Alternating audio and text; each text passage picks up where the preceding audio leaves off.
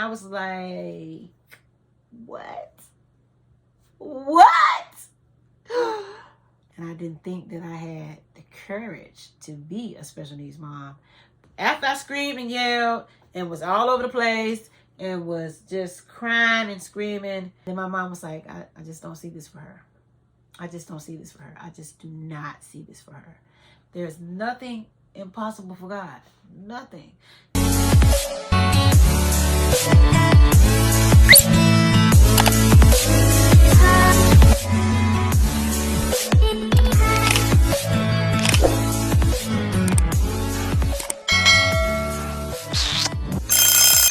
Hey y'all, hey, welcome to Cammy's Camcorder, while conquering Corrine. If you are new here, welcome once, welcome twice, welcome. Go ahead, hit the subscribe button, hit the bell so you know when we post. I have been a special needs mom for 10 years and have yet to ever tell the story of when I found out I would be a special needs mom. So it's been a whole decade. And I'm getting a lot of questions and like a lot of people's asking like, did I find out in utero? Did I know from an MRI? Did I know after she was born? Was it signs and symptoms to show she was a baby? Or, you know, anything like that. First of all, when I was pregnant with Kamari, I did have some complications around the 34th week, but it had nothing to do with what she has. When I was about 34 weeks pregnant with Kamari, one of my ultrasounds showed that her head was kind of small. I didn't pay any mind to that because one of my babies was already small anyway. So I was like, okay, well, I gotta go see a special. I have small babies anyways. My first baby was like 4 pounds. I thought nothing of it. But the day that they sent me to this specialist, the specialist told me that my baby was going to have this very rare condition where she would have one orifice. I was like, what? So I went to the specialist at 34, 36 weeks. After hearing that my baby was going to have one orifice, I went on a worrying streak. Like, I was looking up this thing. She was telling me that it was going to only be able to be fixed overseas. Like, no doctor in America was going to be able to fix it. Like, she was going to have one butthole, one vagina. I forgot the name of it. If I can remember, I'll put it up on the screen. She gave me like printouts. She brought me and my mom in the office and said like, your baby has one orifice. I do not know where this lady got this from, but I was told that about my baby. So from 34 weeks, and when she told me about it, it was a spring break week where I live at. So during spring break in Augusta, Georgia, everything shuts down. It's the Masters where they come and play golf. Everything shuts down. Hospital shut down. Doctor's office shuts down. Stores shut down. The street shut down. Everything shuts down. So for a whole week, I had to stress and worry about what this thing was that she told me my baby had with one orifice. So I'm like studying for the whole week. I'm stressing out. I'm depressed. I'm sad. I'm bugging my mom. I'm like not even being a mom to my kids around here. And I'm like, what in the world is going on? And I'm just thinking like all kind of bad things happened to me because of how I got pregnant, why I got pregnant, like during the season I got pregnant, like what in the world? So after that, my mom was like, we're going to get another opinion. So I had to wait like a whole week to get another opinion. So once everything opened back up after the season of golf in Augusta, Georgia ended, of Masters, I went and got another opinion. So we got a 3D image and they found out that nothing like what she told me was wrong with Kamari. After all that was over, he was like, no, but she does have cysts on her ovaries. And you are going to have like a special delivery in ICU because your hormones are overriding her hormones. So she has cysts on her ovaries. But of course, I had overriding hormones after the lady told me my baby was going to have the rarest disorder in all of disorders, one orifice. Ugh. So I was like stressed out. She only had cysts on her ovaries. I went and seen the ICU, had to switch up my whole delivery plan. So I ended up having to go to the special hospital in Augusta, Georgia because my baby was going to have cysts on her ovaries and they wanted to make sure they didn't erupt. So after that, that was the only thing that was supposed to be wrong with Kamari that I knew of. So that was it. Everything was fine. I went, had a normal baby shower, had a normal expectancy to have her. I went and finished being a nurse. I went to work, had a rest of normal pregnancy. And when it was time to have her, I worked all the way up until time to have her. So the day that it was time to have her, the birth was weird too. But let's get to what y'all are here for today. We'll talk about the actual birth of her on another post. Once I had Kamari, she did come out and the cysts were gone. We ended up going home. Tell y'all the birth story later. Once we got home, I realized that Kamari was crying a whole lot. I breastfed all of my kids. Once I was breastfeeding her, she did not look me in my eyes. And her eyes were like going all over the place. She never like literally looked me in my eyes. So as we were going to our checkup appointments, I was telling the doctor, I was like, you know, Kamari doesn't look me in my eyes. You know, she's doing a lot of crying at night. When she cries at night, I'm having to hold her in a certain position. I'm not having a connection with her.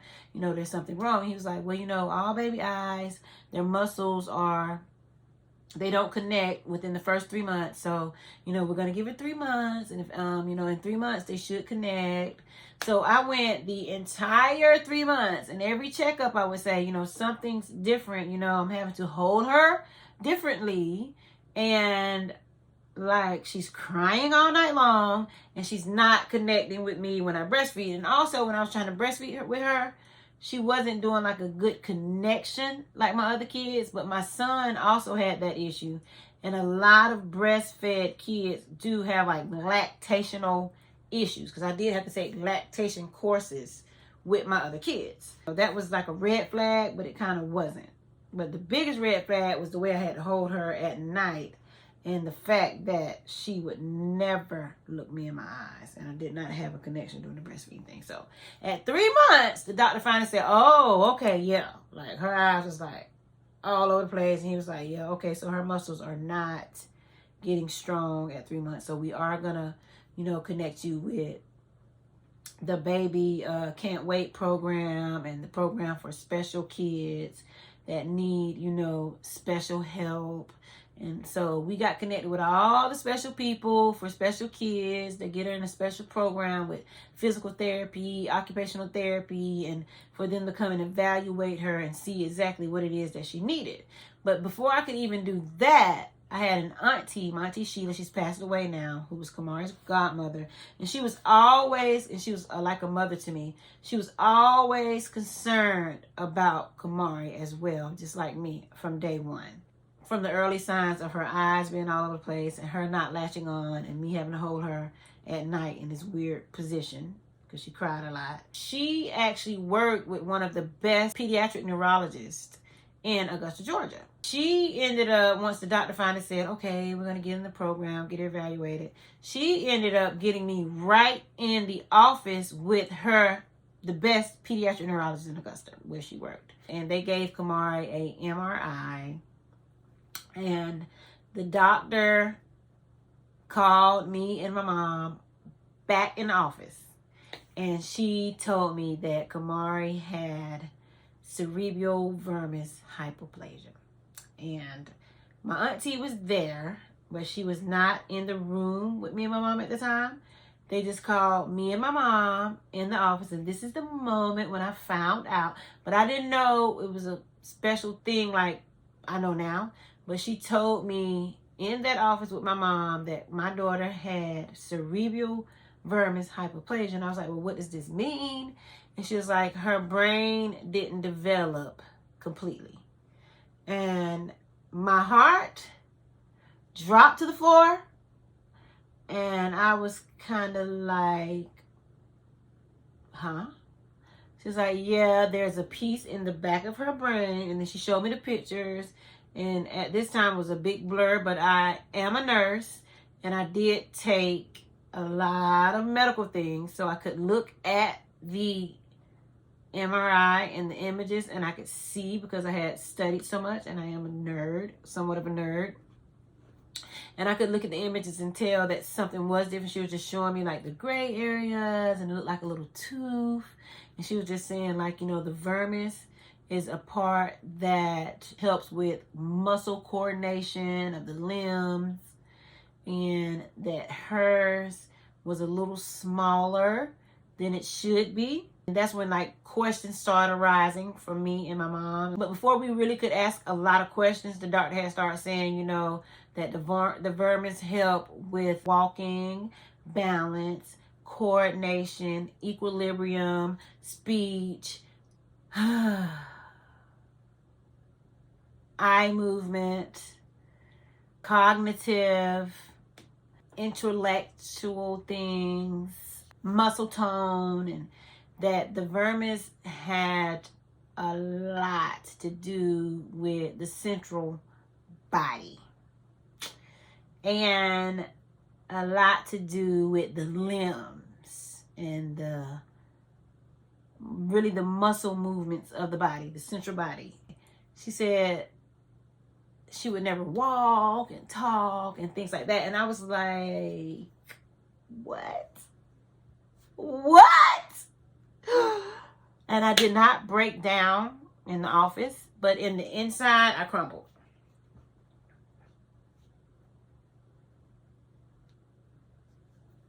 I crumbled. In the inside, I said, what? She said, yeah. It controls all of your muscles in your body, pretty much. And your limbs, the fingers and toes and all that. And I was like, is it gonna grow? Is it small forever? Like, she, you know, I just was like, what? And she was like, yeah, you know, and just the bare minimum of information to me, I remember, was given. And so me and my mom was kind of like stung because we had just went through the one orifice thing and we had got over that. We had prayed and got over that. And then like we was hit with this. And then my mom was like, I just don't see this for her. I just don't see this for her. I just do not see this for her. Like, it's okay. Like, God is amazing. Like, my mom has always been the strong warrior. And my auntie Sheila was the most amazing person in our life. And she was a warrior. And so she was there for us that day. And she was like, it's going to be fine, you know. And even though we all had like a spirit of, they were trying to make sure it was okay for me. I ended up just kind of holding it in and crying on the inside while I was around them. And then they were like being very positive to me. But then I ended up taking the baby home. So once I got here, I put her on the couch. And I like welted, like screamed. Like, why? Like, oh my God. Like, God. Like, oh my God. Like, God. Like, what am I going to do with this? And I didn't say her or Kamari.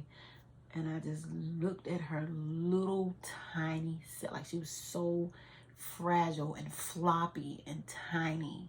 And she looked like her muscles were so weak. And her eyes were like all over the place. And like, I could tell and I knew. And I kept trying to tell the doctor there was something in it. Like, why did I even need a neurologist for confirmation? Because as a mother, I knew way before 3 months, way before the MRI, way before the neurologist, I felt it in my spirit and my soul. There was something. And I just cried and I screamed and I got on my knees and I screamed and I yelled. And I said, God, what am I to do? What do you want me to do? Why would you let me go to nursing school?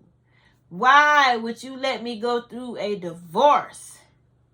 Why would you let me become who I was becoming as a person, as a single mom with my 2 kids, then have this baby and be so independently okay and be doing so well in life to now? And y'all, I hadn't got back in school to finish my nursing career. Now I have to deal with this. What am I to do with a baby that will never walk, never talk, can't lift her head, can't move? What am I going to do with a special child?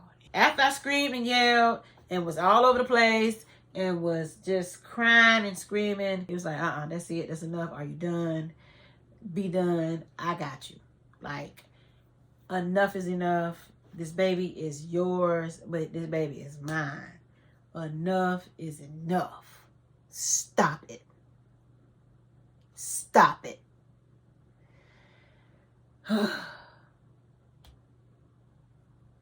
And I stopped. And I was like, okay. I said, I know you got me. Because he had me through my firstborn, Kyron, and I prayed and I asked him to leave me with Kyron, and he did. And then I had my next baby, and he had me, and I had my husband at the time with her. Then after that, you know, even going through my divorce, you know, he helped me through that. And then I ended up having Cammie. And I was like, you have never failed me, Lord God. And help me. And I stopped calling the baby this, and I said, with Cammie.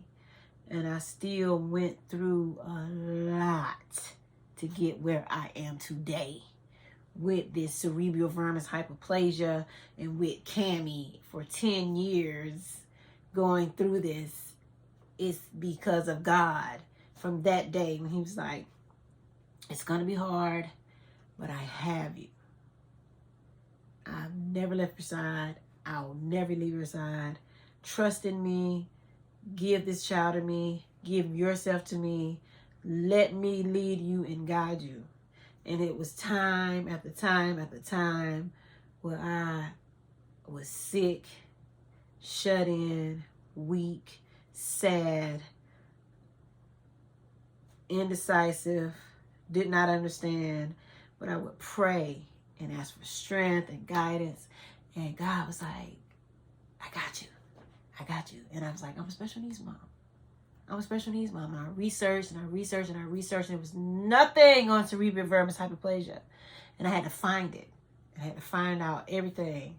I had to find out that she had floppy muscle tone. I had to find out that she was going to be speech delayed. I had to find out that she would have problems with walking. I had to find out about her seizures and what medicine to do. I had to find out about her shoes that she would need for the things she would need on her legs. I had to find out that it wasn't true that she would never walk. I had to find out that it is whatever you put in it. And so, oh God, I had to find out all that stuff through God's strength that he gave me as this special needs mom that I had found out that I would be. And I didn't think that I had the courage to be a special needs mom, but I gained the strength from God to do it. And I said a lot. I said way more than I intended. But this was the day that all of this happened to help me be who I am today. 10 years later. And I would not change it for the world, because Cammie has taught me so much. And she has brought me from being so, it's something I didn't have that Cammie has given me. And I ain't mean to cry. But she has given it to me, and I have so much courage, and I have so much motivation, and I have determination. And I feel like Cammie gave that to me. And through God. And I feel like I'm more bolder, and I'm more outspoken, and I'm more just determined because of Cammie. I'm look at this little girl. If she can do it, I can do it. You can do it. We can do it. You can do all things through Christ who strengthens you. Because Cammie is absolutely amazing. She's walking. She hasn't talked, but she will talk. The girl don't even eat. She'll chew everything, but she would not chew food. And I'm working on that now, because I know Atlanta got a program that this girl can go to, even though they don't take her insurance. I'm going to work some out. God going to work some out, actually. And I'm praying about that. And the girl will chew everything but food. So Atlanta, we coming for you, because I heard y'all can get children eat, and I tried everything. And Cammie can chew, but y'all gonna get her chewing food too. So she gonna chew food, and she's talk, but not intentionally. And I heard her say ouch. I heard her say ma. And she say I, because she love her iPad. And we got some medicine that stopped those seizures. And we got eyeglasses to stop her eyes from moving side to side. So my mission is to help moms understand that it's okay to be a special needs mom, y'all. It is okay. You just got to find what it is that you need for your special child and for your special need as a mom. Because it's amazing. It's amazing. It's amazing. It is a very special thing. And I'm okay with it. I love my Cammy. I love my position and my purpose that God has given me as a special needs mom. So, y'all, if you're new here, make sure that you like, share, comment, and subscribe. And I hope that I help somebody